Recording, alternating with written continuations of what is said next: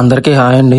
ఈ రోజు కొవ్వూరు కాకినాడ వారాహిదేవి అమ్మవారి గుడికి వెళ్ళాము. మేము చాలా రోజుల నుంచి వెళ్ళాలనుకుంటున్నాము, కానీ ఈ రోజు కుదిరింది.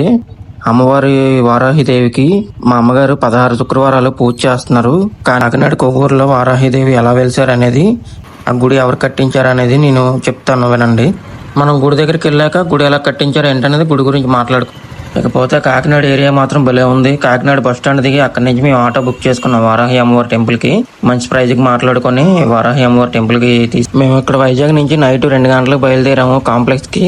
కానీ కాంప్లెక్స్ దగ్గరికి వెళ్ళాక 3:30కి ఎంతకో బస్సు వచ్చింది. అక్కడి నుంచి కాకినాడ వచ్చినప్పటికి 8:30 అంత అయింది. ఆ తావలో ఎక్కడైనా టిఫిన్ చేద్దామని చెప్పేసి ఆగుదామని చూస్తున్నాం. మనోడు ఆటోని ఎలా మీదకి ఎక్కించాడు బ్రిడ్జ్ పైకి. ఆ పై నుండి అలాగే వెళ్తున్నాము. ఆ వ్యూ అంతా చూస్తుంటే చాలా బాగుంది. కాకినాడలో మన వైజాగ్ కన్నా కాకినాడే కొంచెం బాగున్నట్టుగా ఉంది. నేను కాకినాడే ఎందుకు బాగుంటుందని అన్నానంటే, మన వైజాగ్ కన్నా ఎక్కడ చూసినా ఇండివిజువల్ హౌసెస్ అలాంటి ఇల్లులే కనబడుతున్నాయి, కానీ అపార్ట్మెంట్లు చాలా తక్కువ అటు సైడ్. అందుకే కాకినాడ బాగుంది అంటున్నాను. మన వైజాగ్లోనే ఎటు చూసుకున్నా ఎక్కువ అపార్ట్మెంట్లు అయిపోయి ఎక్కడ చూసినా వాటర్కి ఇబ్బంది తప్ప ఏమీ లేదు. మరి ఇంకా మన ఆటో అన్న అక్కడ దుర్గాదేవి గుడి పక్కన టిఫిన్ సెంటర్ రాపాడు. ఆ టిఫిన్ సెంటర్ ఎదురుగానే మనకి ఎన్టీఆర్ గ్రౌండ్ ఉంది. ఎన్టీఆర్ గ్రౌండ్ అని అనగానే ఎన్టీఆర్ గ్రౌండ్ కూడా కాదు, ఎన్టీఆర్ పార్క్ అది. ఆ ఎన్టీఆర్ పార్క్ ఎదురుగా ఒక టిఫిన్ సెంటర్ ఉంటే అక్కడ టిఫిన్ చేసాము. అక్కడ ఏంటంటే ప్లేట్లో టిఫిన్ ఎవరు నార్మల్ న్యూస్ పేపర్లో ఒక కవర్ పెట్టేసి దాంట్లో ఇడ్లీ వేసి చట్నీ వేసి ఇచ్చేస్తారు. కానీ టిఫిన్ చాలా బాగుంటుంది. ఎప్పుడైనా కాకినాడ వెళ్తే అక్కడ టిఫిన్ టేస్ట్ చేయండి, చాలా బాగుంటుంది. పెద్ద అట్లకి 100 రూపాయలు టిఫిన్ తినే బదులు ఇలా చిన్న ఆటలో టిఫిన్ తింటే చాలా బాగుంటుంది. ఇంకా అక్కడి నుంచి టిఫిన్ చేసేగానే ఇంకా అమ్మవారి టెంపుల్కి డైరెక్ట్గా ఇంకా బయలుదేరిపోయాం ఆటోలోని. కానీ ఒక 2 సంవత్సరాల క్రితం వరకు కూడా వారాహి అమ్మవారు అంటే ఎవరు ఏంటి అనేది ఎవరికి తెలియదు. కానీ మన డిప్యూటీ సీఎం పవన్ కళ్యాణ్ గారు వారాహి అమ్మవారు పూజ చేయడం, జనాలందరిలోకి ఆచరణలోకి వారాహి అమ్మవారు రావడం అంటే చాలా విశేషం అని చెప్పాలి. ఎందుకంటే పవన్ కళ్యాణ్ గారు వారాహి అమ్మవారు పూజ చేసిన తర్వాతే జనాలందరికీ వారాహి అమ్మవారి గురించి పూర్తిగా తెలిసి.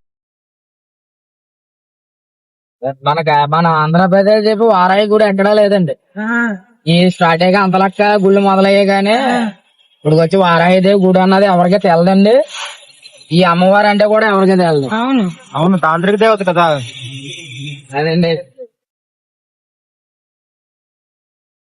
ఇలా యాత్రలు కానీ చెప్పి గవర్నమెంట్ బస్సులు వేసేస్తుంది. ఓహో అప్పుడు రోడ్లు ఖాళీ లేవండి, బళ్ళు ఎక్కడానికి కూడా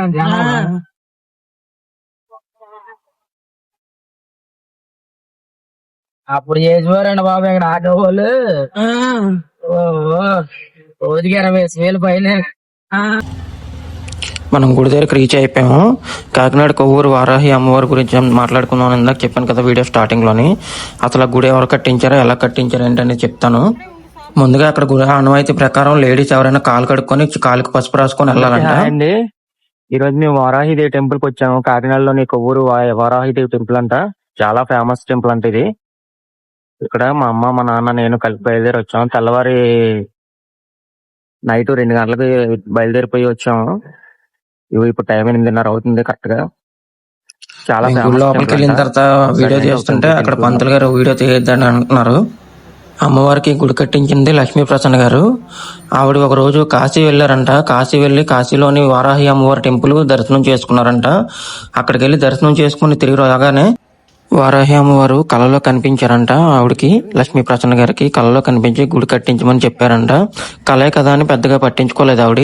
కానీ మళ్ళీ సెకండ్ టైం కూడా వారాహి అమ్మవారు ఆవిడకి కళ్ళలో కనిపించారంట. మళ్ళీ సెకండ్ టైం కళ్ళలో కనిపించగానే ఆవిడ వెంటనే లక్ష్మీ ప్రసన్న గారు ఆవిడ ఇంటి పక్కన ఉన్న ఖాళీ స్థలంలో గుడి కట్టడం మొదలు పెట్టారు. గుడి పూర్తి అయిపోయిన తర్వాత విగ్రహ ప్రతిష్ఠ కోసం కాశీ నుంచి వారాహి అమ్మవారి విగ్రహాన్ని తెప్పించారంట.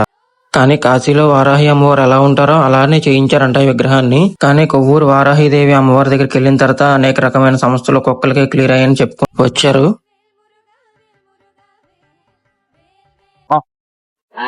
అమ్మవారి దర్శనం బాగా అయిపోయింది, వెళ్ళిపోతున్నాం ఇక్కడ నుండి. జై వారాహి, జై వారాహి, జై వారాహి. కానీ మనకి జీవితంలో ఎలాంటి సమస్యలు ఉన్నా సరే మన వెనకాతల దేవుడు మనల్ని ముందుకు నడిపిస్తాడని కానీ మనం గట్టిగా నమ్మాలి. ఎందుకంటే ఎలాంటి బాధలతో ఉన్న వాళ్ళైనా సరే ఆ వారాహి అమ్మవారి దగ్గరికి వస్తే ఖచ్చితంగా వాళ్ళ సమస్యలు తీరుతాయని ప్రతి ఒక్కరూ నమ్ముతారు.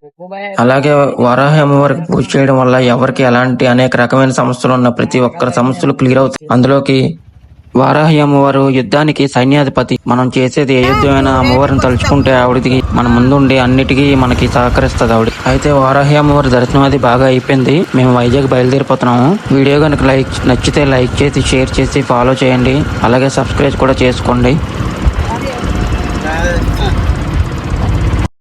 ఇక్కడ కాకినాడ వారాహి అమ్మవారి టెంపుల్ కి వెళ్ళాలంటే ఇగో మనోడు ఆటో మీద చాలా జాగ్రత్త తీసుకొచ్చాడు. మంచి ప్రైజ్ తీసుకెళ్తాడు. ఫోన్ చేయండి, మనం నెంబర్ కింద మెన్షన్ చేస్తాం.